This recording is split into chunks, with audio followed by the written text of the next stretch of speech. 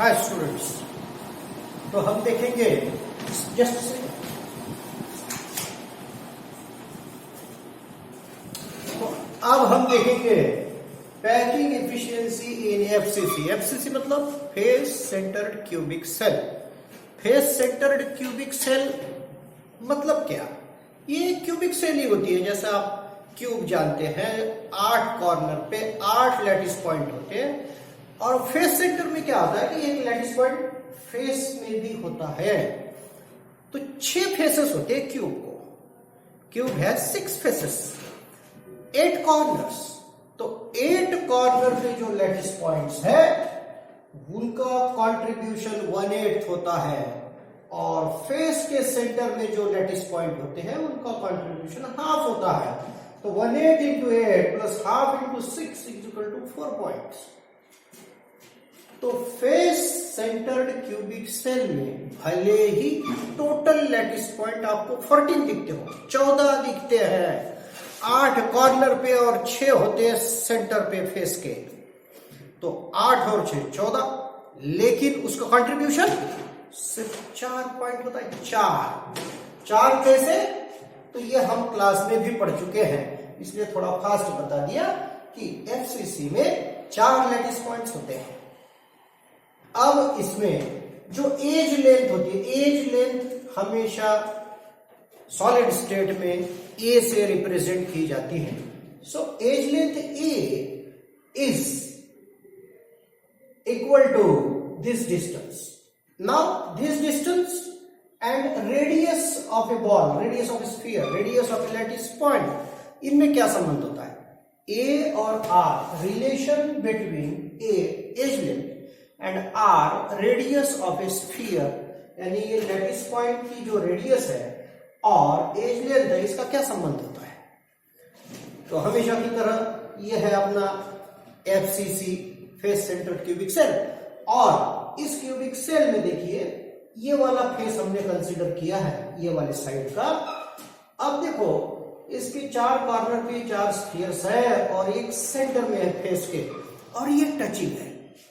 यहां आपको ऐसा ओपन दिख रहा है, लेकिन सभी बॉल्स को क्लोज करेंगे तो ये 4 कॉर्नर के बॉल ये सेंटर के बॉल को टच करेंगे, और तब हम ये लाइन जोड़ेंगे ए बी, ये डायगोनल कहलाएगा।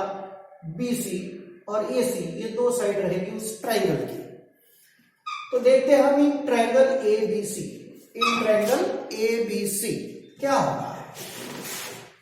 In triangle ABC, distance AB is equal to distance BC square plus distance AC square. AB square is equal to BC square plus AC square. पढ़ा है पाइथागोरस थ्योरम। अब ये जो distance है इसको B कहा है। B square is equal to A square plus A square. B square is equal to A square plus A square.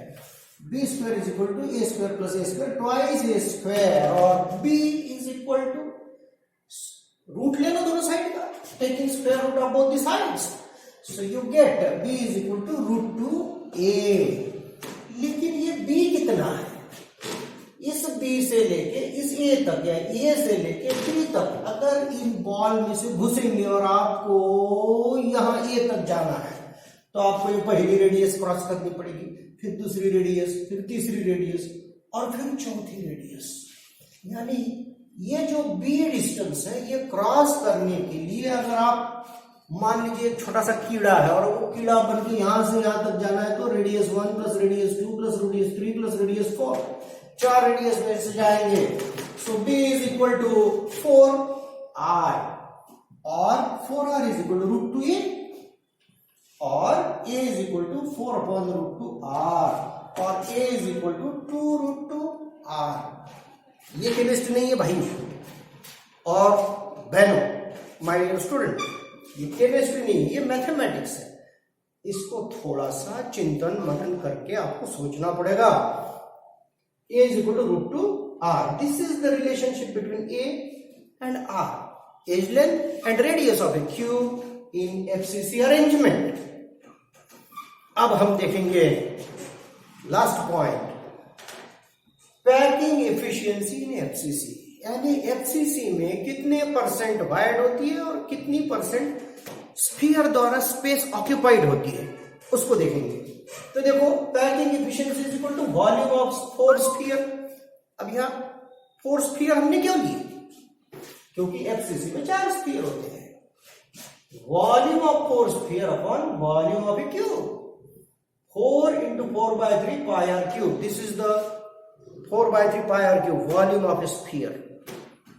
ये cube, volume of a cube, कोई भी क्यूब होता है तो उसका वॉल्यूम साइड के क्यूब के बराबर होता है, into 100, that is equal to 16/3। और ऐसा कैलकुलेट करके देखिए आप पेपर पे, पेन पे, तो आपके पास आएगा आंसर 74%। यानी पैकिंग इफिशियंसी यानी एफसीसी में 74% स्पेस जो है लैटिस पॉइंट द्वारा ऑक्यूपाइड होती है और 26% स्पेस वायड होती है, खाली खाली होती है।